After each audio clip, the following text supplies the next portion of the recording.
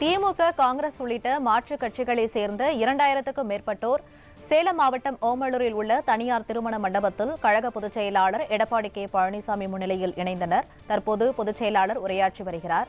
அந்த காட்சிகளை பார்க்கலாம். கூடுதல் தகவல் தெய்வத்தை வணங்கி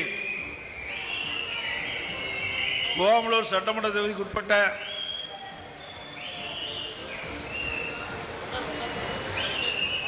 ஊராட்சி ஒன்றியம் நகர பேரூராட்சியிலிருந்து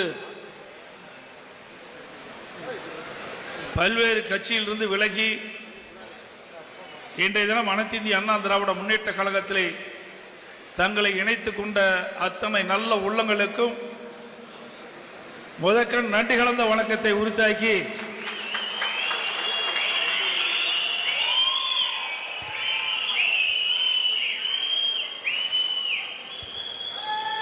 மாற்றுக் கட்சியிலிருந்து இன்றைய தினம் அதிமுகவில்